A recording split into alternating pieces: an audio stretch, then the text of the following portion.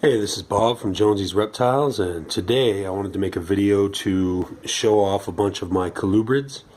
I'm going to be putting them down for brumation, which means I'm going to be cooling them, basically hibernation for the next 2.5 months or so. I'm going to start with this Western Hognose. I'm probably not actually going to cool him, but I just wanted to show him off anyway because he's one of my Colubrids. And then I'll show you the rest. So this guy is a small Western hognose snake. It's a male. He's about a year old, maybe a little older actually. I think he's a year and a half. I just received him from somebody that her son was no longer interested in him, so she gave him to me. And I really love these guys. They're cool. They got a lot of attitude. See that it's pretty much mostly a bluff. I've never been bitten by one of them. I'm sure he could bite me if he wanted to. But they kite up almost like a cobra. They flatten their head out. They put on this big defensive posture, and I love it. They got so much attitude, but they're actually pretty cool, pretty harmless. They are actually a rear-fanged snake. They do technically have a mild venom. It's not usually, it doesn't usually affect humans at all. You'd have to have maybe a severe bee allergy to feel the effects from it, but they use that because they actually, in the wild, eat toads. They love to eat amphibians, and toads will puff up into a big fat balloon when you try to eat it. So they use their rear fangs to kind of pop and subdue that toad. So to actually sink a fang into you, they'd have to pretty much work their way down your finger. So they're considered one of the harmless North American snakes. But I love these guys. I love their attitude. They don't get very big at all. They actually only reach like 24 inches or so, maybe a little bit bigger on a big one. So these guys are really cool, and they come from the southern United States.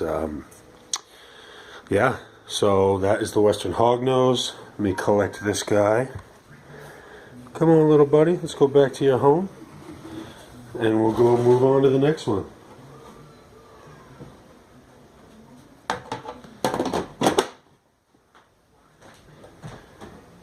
This is one of my favorite snakes here. This is a albino Nelson's milk snake. It's also a male. This guy's about 3 years old. I just love the colors on these.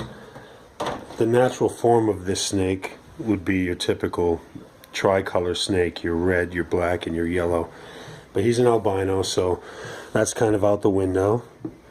Normally, the normal red, black, and yellow coloration on this milk snake would make it the coral snake mimic. The red on black, friend of Jack, red on yellow, kill a fellow. But that's kind of out the window when it's an albino. But I love these guys. And they do get bigger than this. They reach 4 or 5 feet. And then pretty girthy as well. Whoa, this guy does not want to cooperate. They're very friendly snakes. I like them because they're a big, beefy, hardy colubrid. And milk snakes are in the king snake family. So you don't really want to house these guys together unless you have a breeding pair or a trio. If you had a bunch of them together, they could cannibalize each other.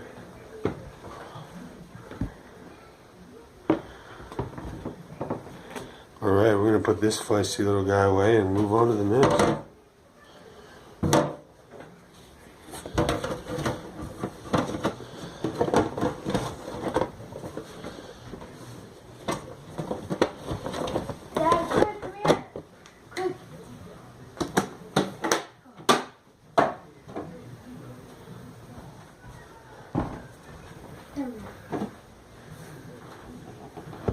Alright, I got a pair of amelanistic corn snakes here. Albino. Here's the female. Here's the male. And these are not their cages, in case anyone's wondering. These are just bins I'm using to make the video. He can be a little feisty sometimes. He's super friendly.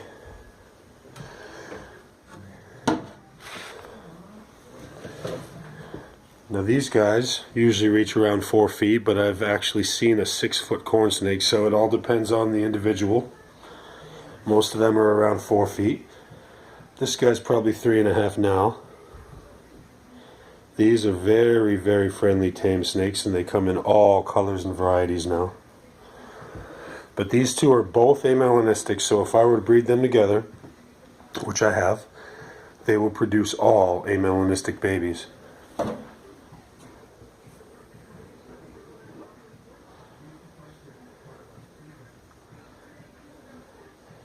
So yeah, corn snakes, very cool. Let's keep going.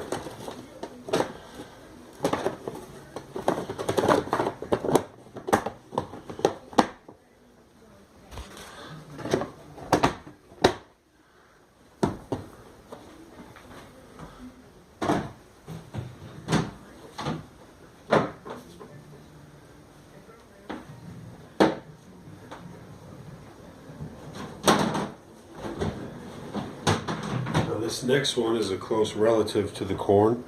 This is a rat snake, and I love these guys. This is actually a leucistic Texas rat. A Texas rat would have like the brown and black ground colors, tans. These guys are awesome. The leucism just makes an all-white snake. What's really cool about her is she has this one red scale right here, which is pretty awesome. That's just a piece of fluff there, but that's a red scale on an all-white snake with blue eyes. And this is an old girl. I don't know that she'll do much more growing than this. I received her from a lady that said that she had had her for, I believe, 10 years. So I've had her for 2. She's still got a while to go before she passes on, so I'm going to enjoy her while I have her. But these are also big beefy snakes. A lot of the rat snakes get really long and slender. This just happens to be a really girthy one.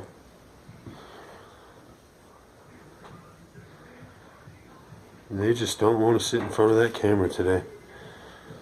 Snakes gone wild. Alright, I got one more to show you guys. Actually, my favorite snake. I've had her for a long time. So let's grab her.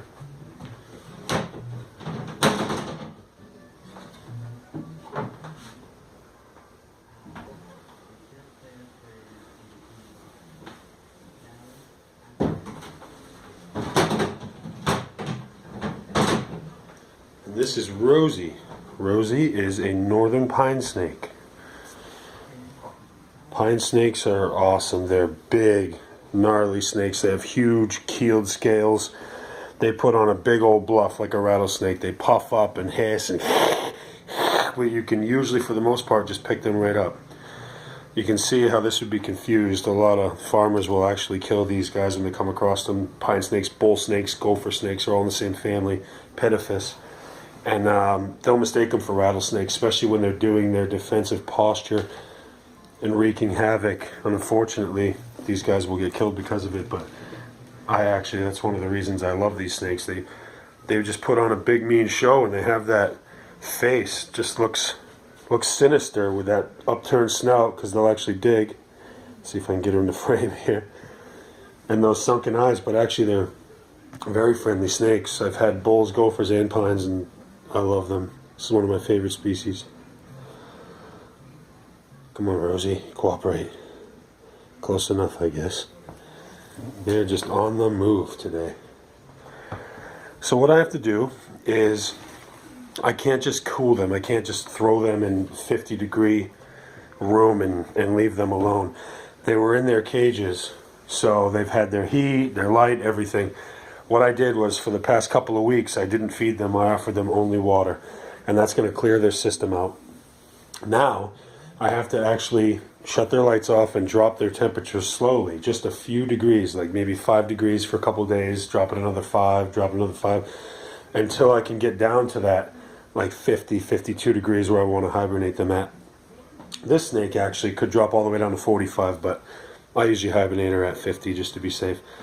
And I'm going to do 10 weeks, and then I'll wake them up, and then I'll probably pair those corns up together so they can breed after they've been heated up and had a few meals. And I don't have a male for this girl. I'd love to breed her. If I can come across one that's been cooled by the time she wakes up, then maybe I will. But cooling the Colubrids, it's good for them. You have to if you're going to breed them, but if you're not breeding them, you can still do it. It actually gives me a break on feeding rodents. They pretty much just go to sleep for 10 weeks, and their cages sit there empty, and I don't have to feed out a bunch of mice and rats. So I hope you enjoyed this video. We'll say goodbye to my favorite girl here, Rosie. Say goodbye, Rosie. Goodbye. Until next time, have fun.